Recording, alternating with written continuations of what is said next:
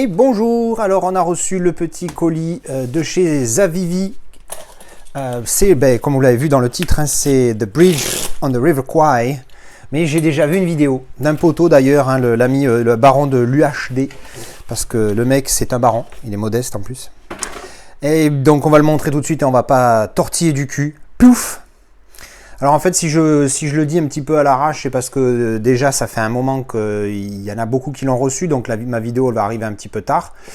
Et puis j'ai failli pas faire de vidéo au final parce que je me suis dit je vais même pas l'ouvrir, je vais le retourner parce que je le trouve pas terrible au final. Enfin le recto aussi mais pas le reste. Bon bref, pendant que je raconte ma vie je vais l'ouvrir quand même. Donc édition Zavi, hein, moi je l'ai commandé sur Zavi, donc on a le titre original bien évidemment, Limited Edition Steelbook. Je mets des cheveux quand il n'y en a pas. Alors, on enlève ça. Et en fait, au final, si je vais le garder, c'est parce que je l'ai déjà, en fait. Je vais vous montrer. J'ai déjà le film en amarré. Et le truc, c'est que dessus, sur cette édition-là, c'est édition américaine ou anglaise, je ne sais plus ce que j'avais pris. Sur cette édition-là, il n'y a pas le Dolby Vision. Alors que, d'après ce que j'ai compris, il y a le Dolby Vision sur celle-là. Alors, ça ne fait pas une différence énormissime, d'après ce que j'ai entendu encore une fois. Mais... bah écoute, tant qu'à faire, que c'est un film que j'adore, que je l'ai en meilleure qualité, donc je refourguerai le disque de la marée, je le mettrai dans le steelbook et ciao, hein, parce que le steelbook, je vous dis, pouf. Alors, avant de développer sur le steelbook, voyons voir les spécificités. Donc, édition Zavi, hein, donc évidemment Zavi sur l'audio. Est-ce qu'on a le French? Check French, donc c'est bon, il y a le French sur le 4K et sur le Blu-ray, par contre, il n'y a que English, Italienne et Spanish. Et voilà. Et au sous-titre, il y a français normalement. Hein. Ouais, c'est bon, il y a français.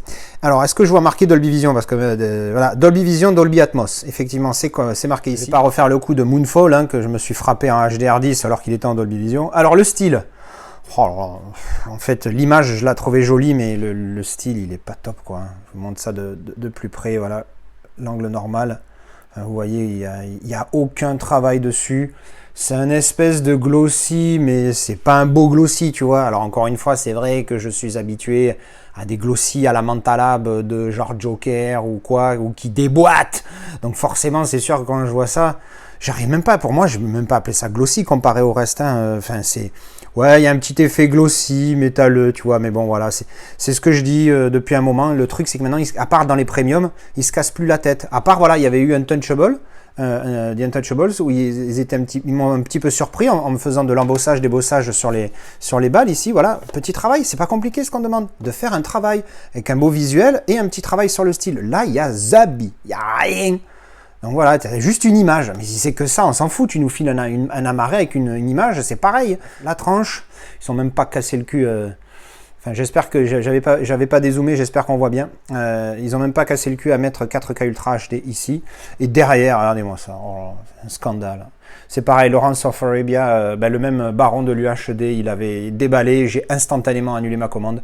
Même délire, l'image est sympathique devant, mais derrière, tu as une image toute pourrie comme ça. Alors oui, why not, ça peut plaire. Moi, j'aime pas du tout. Parce qu'en plus, on voit que c'est même pas qualitatif, tu vois. Sur le Untouchables, tu vois qu'il y avait un petit travail, il y avait un petit quelque chose. Attends, mais je préfère ce fourreau carton pourri d'une édition amarrée que le style, ce style-là. Qu'est-ce que ça veut dire, tu vois? Non, c'est n'importe quoi. Puis alors, attends, c'est pas fini.